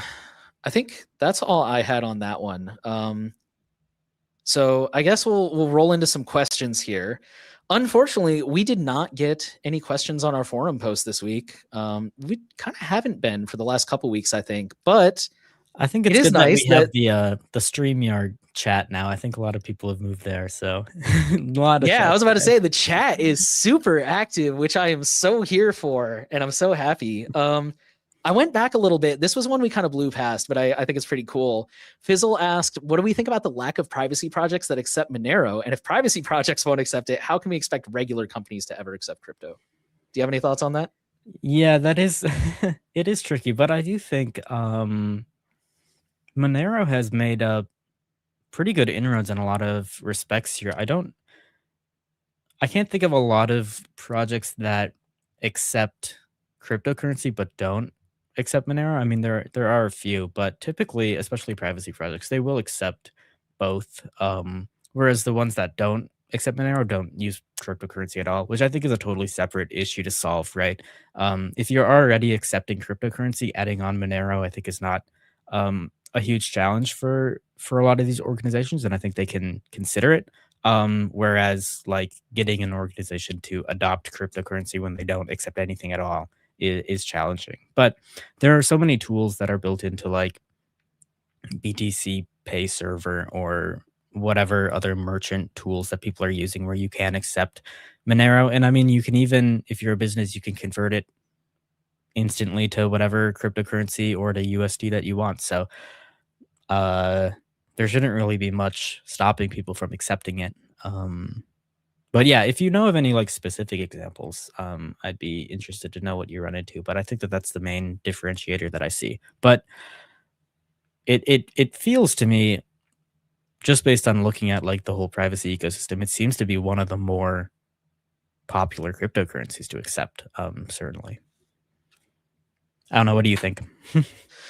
No, I was gonna say I agree. I most of the projects I see either like don't accept any crypto or they accept like Bitcoin, Bitcoin Cash, Monero, Ethereum, Litecoin, like Zcash.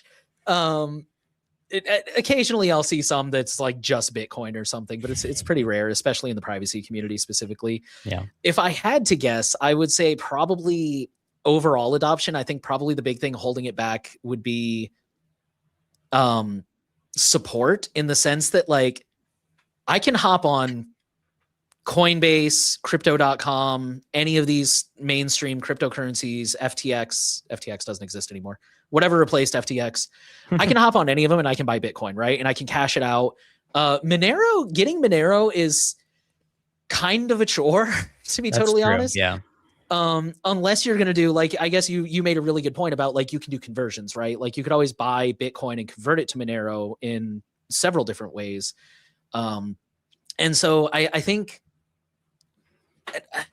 I guess that kind of destroys my argument, but that was just kind of my thought, is like, maybe it's a little bit less adopted because it's just kind of harder to deal with. And In some I'm also respects, it told there's, is. I mean, yeah, I will say the like swapping is challenging for some people, and you have to like find a it can trustworthy be. service. Like it's not as, I mean, no cryptocurrency stuff is super regulated, but something like Coinbase is a bit more trustworthy than like a lot of these random swap services, like the decentralized ones. So yeah, to their credit, like the swap services are more annoying than exchanges, and they can be more expensive. I mean, there can be significant fees on them, but that is typically how we recommend getting Monero, is swapping like Bitcoin for it. So I don't think it's super challenging either. Anyways, Yeah, for sure. And that's kind of what I was thinking when you were saying that. I'm like, well, I guess if you know enough to accept Monero, you probably know how to swap it too. So, but I do think I stand by what I said, in the sense that like, I think if it was easier to on what do they call that, on ramping and off ramping, I think that would definitely increase adoption. But for sure. yeah, The same commenter left a follow up saying that Proton is a big one that isn't accepted. That's true. I know for sure that the people at Proton are big Bitcoin purists and just hate all other cryptocurrencies, like illogically, in my opinion. So that is an interesting case there. If you're like a Bitcoin maxi, I guess you wouldn't accept Monero, but that's not a logical position, in my opinion, personally. yeah, I was really disappointed that Proton doesn't support Monero in so Yeah. many ways. Yeah. That same person, just kind of going through older questions, they asked me what's my beef with the Amazon lockers. My beef is that they used to be code based, so you could like, it would say like, oh, your package is here, here's your code to unlock it, or here's your barcode, and you could print that out, go to the locker, get your package, and go. And the last time I used one, granted, this was like 2 years ago, so it's probably even worse now. But the last time I used one, it was like, no, you have to check in on your phone. So I'm literally standing in front of this stupid department store because I couldn't get onto their Wi-Fi for some reason, trying to download their crappy app, trying to give it permission to Bluetooth. Just all this like huge headache that I'm sure for an average person that like downloads every app compulsively, and not to be rude to average listeners, but like compulsively downloads every app and leaves Bluetooth on all the time. I'm sure it's just like, oh, walk in, check in, blah. But I'm like literally standing in this parking lot like, is it done yet? Is it done? And it was such an infuriating experience. And I was actually on my way to go somewhere, I was just like, oh, I'll swing by and pick this up real quick, and it was just such an awful experience. So yeah, I'm like jaded now, and I hate the Amazon lockers. I'll pull up this question, even though Um, it's comment. I guess it's not really a question, but yeah, someone just said they rewatched my video about using VPNs with Tor. Thanks. I also like that video. It's it's funny. I just wanted to bring up this comment because something happened to me recently where I went to like a sort of a tech related thing, and and somebody came up to me and they were like, this was like hours into it. Like we had already talked before, and then they came back and they were like, I actually have known you the whole time because I've seen this video and I unsubscribed from Mental Outlaw because of it. And I was like, oh, that's crazy. It's it's broken out into the real world. People are watching it. I'm never used to that. People watching my videos. It's crazy. But I'm glad you got something out of it. yeah, I've had that happen a couple times in real life where people will come up to me and they're like, "You're Nate," and I'm just like, "What?" Yeah. It's a little Yeah, that's weird. wild.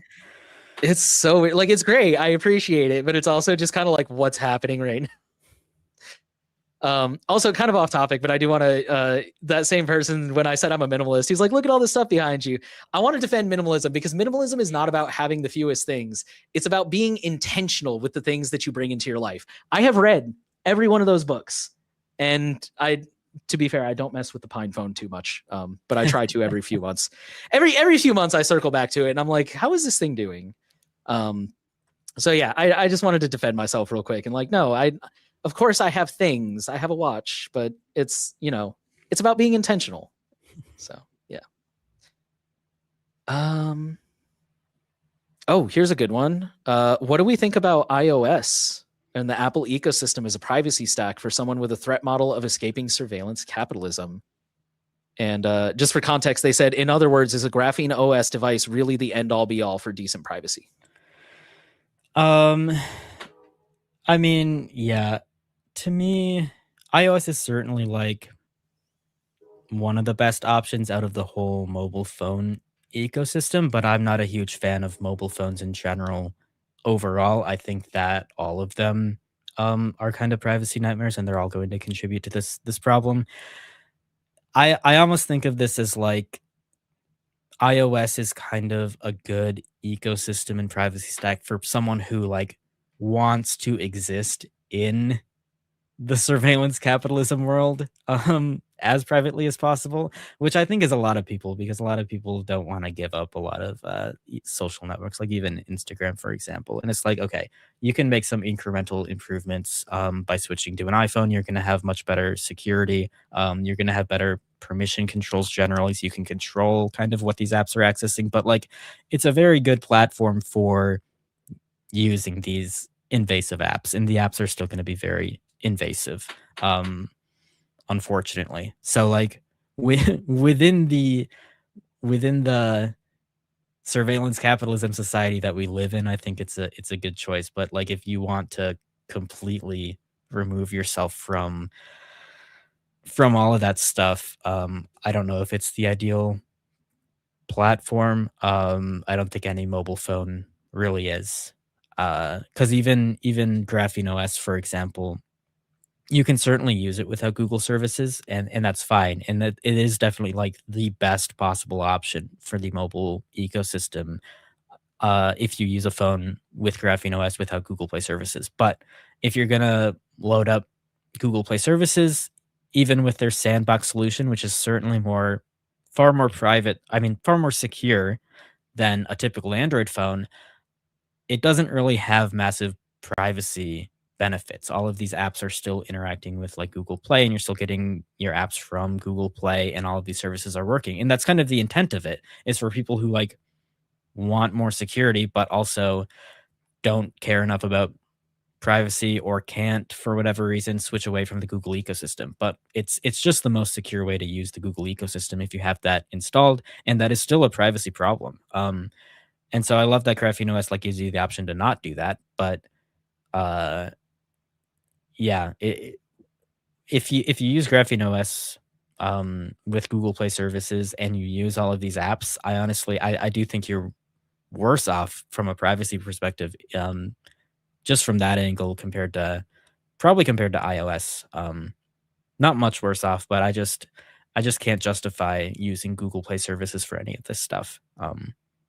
But yeah, Graphene OS without Google Play services, that's probably the only real option if you want to completely escape all of this stuff. Or don't use a phone at all because they're not great for privacy, unfortunately. But that's a big ask for a lot of people, so I understand why people wouldn't do that. Yeah, I agree. I think Apple is better in the sense that they don't rely on targeted ads, and they do. I mean, I will accept the argument that it's probably just privacy washing, but they do still introduce a lot of really innovative privacy features, really cool privacy features. Some of them not so innovative because they steal them from graphene, but that's beside the point. But yeah, it's. I mean, I think if you're just trying to escape surveillance capitalism, I think it's. Correct me if I'm wrong here, but I feel like if your threat model is just surveillance capitalism, I think there's so many things you can do regardless of what phone you're on. I mean, things like switching your browser off of Chrome, because like everybody uses Chrome, right? Like switching off that, switching off Gmail, switching like just it's all about like the way it all builds on top of each other. Yes. And I mean, like you were saying, like you can switch to graphene, and if you immediately re-download all those apps, like you haven't really fixed much. Like you'll get a little bit of boost, but not that much. And yeah, so it's there's still a lot you can do on an iPhone, I think. So. No, it definitely, I mean, you're right, it all adds up together. And like when these companies or data brokers or whoever can interconnect all of that data, that is a larger privacy concern. But I think in the mobile phone ecosystem in general, you frequently have like even just cell phone carriers selling your location data, and they get that inherently from like the towers. We talked a bit about this when we talked about Freely like a month or so ago. It's like, yeah, they're just inherently not private solutions. But when you have that happening on your phone, and then you have like Google Chrome web browser tracking all of your browsing history, and then you have like Facebook and Instagram installed, and you're using these social media platforms and you're posting all sorts of content to that. Like all of that adds up. And if you can eliminate some of those things, you're in a much better position than not doing any of that. So switching to an iPhone, or even better, switching to Graphene OS, it's an improvement for sure, but you're not like totally escaping all of this. Even on Graphene OS, they can't do much about like the modem firmware on your phone, like basically running its own operating system that does whatever the cell phone towers want it to do. So like there's just inherent privacy problems with all of these technologies at some level, but you got to do what you can, I think. So they are good options to switch to if you're not using them already. Yeah, for sure. I think we got one more from Fizzle. So I just got a YubiKey and I didn't realize you're supposed to get two. You said, is there any way a service can tell it's the same user if you use the key again? I guess we'll take these one at a time. If you're talking about like registering it twice, I don't think you can do that. Like it knows that you're the same user with both keys. Yeah, I don't Or understand this question exactly. Are you wondering if you can use two keys with one service? Because you can definitely do that. Yeah. Like you just register them both. Not with PayPal. Okay, some I of freaking them. hate PayPal. That is unfortunate. They're the only ones here. I've ever seen do that, though. For the record, everybody else, yeah, you can do it. Sorry, go ahead. They just commented like for a different account. If you're using the key for a different account on the same site, you typically can't do that because it can only store one per site. Like it identifies it based on the domain name for the key, basically. So you can't store like multiple accounts on the same key. If you use a different physical key, you can obviously use two different accounts because they're two separate keys. But you can't use. But you're supposed to get a second key to have a backup in case you lose one or whatever. Otherwise, you can be locked out. So it is best practice to like have two keys and set them both up on your accounts if you want to be safe. In theory, No, sorry. I'm pretty sure you can thinking? use multiple accounts on one key because I do that on Mastodon. Maybe for two-factor authentication. Yeah, that could be true. I don't know if it's true across the board, but I do it on Mastodon, and I think there's a couple other services too. I think Google Maybe I'm just Yeah, thinking of I have multiple passkeys Google then. accounts on the same YubiKey. Huh. Oh, I think I do too. No, I think that is correct. I might just be thinking of passkeys, which store your username. That might be true because I save my For the passkeys in password host. Bitwarden. I don't use the YubiKey for that. Sorry. So yeah, for two-factor authentication, the protocol that's used for that, it is supposed to be privacy respecting. There is um there is a way for websites to access like the serial number and other information from your key. But what it'll do in Firefox is it'll prompt you and it'll say like this website wants extra information about your key. And if you grant that, it could maybe correlate that stuff. But if you don't do that, then there should be no correlation. So, and that's very rare to see. So you typically shouldn't run into that problem. But yeah, just keep an eye out for that pop up. And then additional questions. Should you turn off email and authenticator as 2FA methods in Bitwarden if you have a security key? Does leaving email and authenticator app negate the benefits? I think I wouldn't, simply because you only have one key, and that would be really bad to lose access. That said, you are only as secure as your weakest link, which in this case I would argue is probably email. Yeah. So personally, I would leave TOTP on as a backup until you're able to get a second YubiKey or like a second hardware key of some kind. But yeah, that is something to keep in mind. If you've got, just hypothetically, if you've got every single 2FA method turned on an account, it only takes one of them to like get your two-factor SMS code phished, and yeah. So. Yeah, for sure. It definitely comes down to like the security of your authenticator app. I would typically, in a lot of cases, use both a security key and an authenticator app because I think they're both relatively secure. Just from a like an entropy perspective, like it's a random secret, not like a password, so it's going to be different for every website, and you didn't come up with it. There's nothing to memorize, so like it's decent security. The main benefit, in my opinion, there's other benefits, but the main thing is that with a security key, you can't be phished. So there's no risk of like a fake Bitwarden site tricking you into authenticating because it, like I said before, it's domain based and they can't do that. Whereas they can take your TOTP code if you enter it in. So I usually leave TOTP on as like a backup 2FA solution and I keep those codes secured. But then like whenever I run into a site asking for a TOTP code instead of a security key, I'm like, oh, alarm bells are going off in my head. That's a big red flag that maybe like a phishing attack is happening right now. And so like if you're just aware of that and like every time that you see a TOTP entry page, you're gonna be like hyper aware of a potential attack going on, and you can use that as like a huge red flag. Then it's probably fine as long as you're keeping those codes relatively secure. Of course, like the other benefit of a security key is you can't access the secret in the first place. So like there's no risk of you accidentally leaking it. And if you're concerned about that, then that is a huge benefit.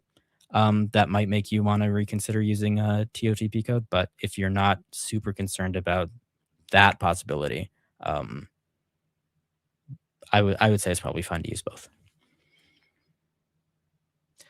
Yeah, I was going to say that'd be my biggest concern is if you're one of those people who's storing like the 2FA seeds in Bitwarden alongside your passwords or like recovery keys in the note section, like, yeah, that creates a single point of failure. So you probably want to be extra cautious at that point. But if you're decentralizing your 2FA, then it's probably not as big a deal. TOTP is pretty secure, I would agree, for most people. We did have a comment I just wanted to agree with. You said your favorite thing of switching to Graphene from iOS was that you can get pretty much all of the apps you use as open source. I agree. Like, even if Android custom OSs went away tomorrow, I would probably still use Android, to be totally honest, just because at this point I'm all in on like setting up Nextcloud is easier, using AntennaPod. Like, I just feel like it's a better ecosystem if you're an open source fan, but that's personal opinion. Yeah. No, I mean, that's totally true. And especially like if you can get away with only using F-Droid apps, for example, on Graphene OS. And if you can really like get rid of Google Play services, another nice thing about Graphene OS is that if you want, like you can restrict Google Play services to only a specific profile. So there's also that element where you could have F-Droid in like the main profile without Google Play services and you get a lot of benefits, but you have the option to switch. It's almost like dual booting your computer between Windows or Linux or something. I've never been like a dual booting fan personally when it comes to computers. So also the Graphene OS profiles are challenging for me, but for some people that really works, and that could be a good way to use it. But yeah, well, I've heard now. I was just gonna say I've heard now with the what do they call that, like the secure profile or whatever, the Android rolled out like with Android 16. Yeah, the secure. Oh, on Samsung, you know what I'm talking like about. secure folder. They've had it a while. I don't remember what Google calls it on the Pixel.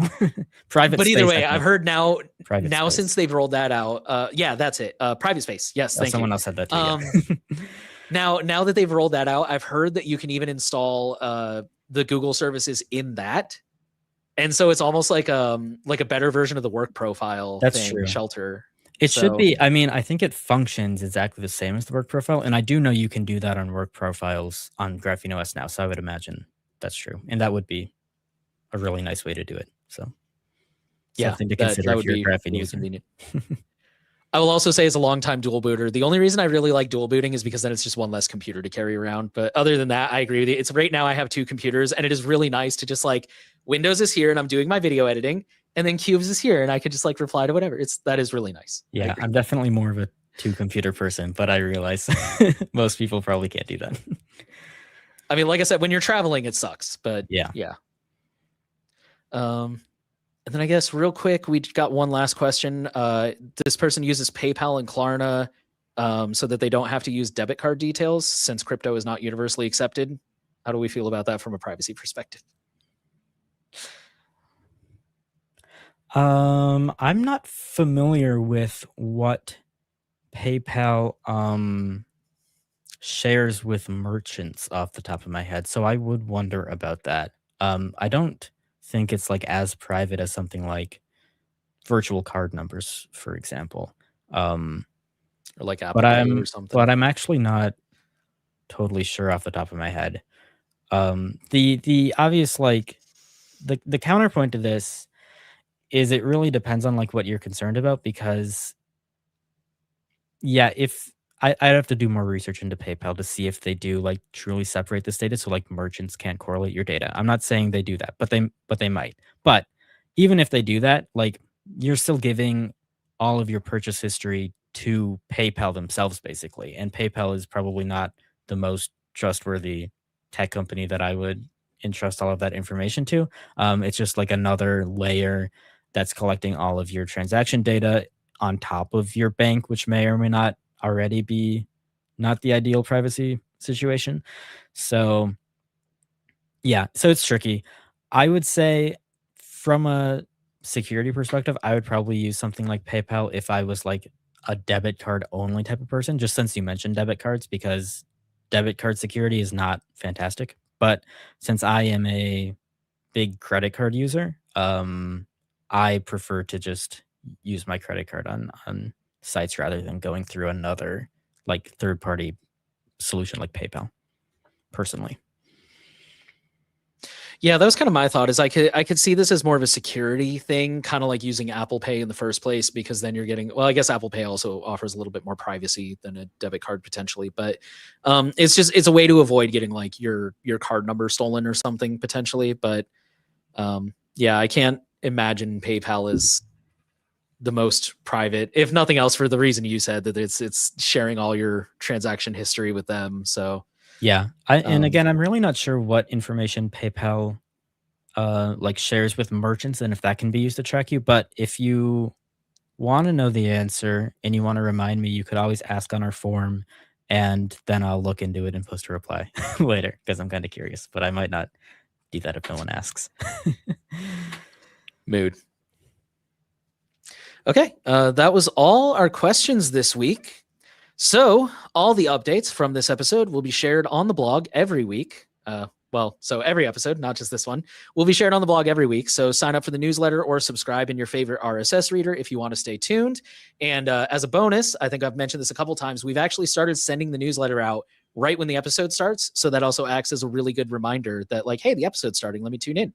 And there's a link right in there at the top that you can click and watch us on StreamYard. Go right there. So for people who prefer audio, we have a podcast available on all podcast platforms and also RSS. And this video will be synced to PeerTube at a later time. Privacy Guides is an impartial nonprofit organization that is focused on building a strong privacy advocacy community and delivering the best digital privacy and consumer technology rights advice on the internet. If you want to support our mission, you can make a donation on our website, privacyguides.org. To make a donation, click the red heart icon located in the top right corner of the page. You can contribute using standard fiat currency via debit or credit card, or you can donate anonymously using Monero, like we talked about, or your favorite cryptocurrency. Becoming a member unlocks exclusive perks like early access to video content and priority during the This Week in Privacy livestream Q&A. You'll also get a cool badge on your profile in the forum and the warm, fuzzy feeling of supporting independent media. Thank you guys so much for watching and being active in the chat this week, and we will see you next week.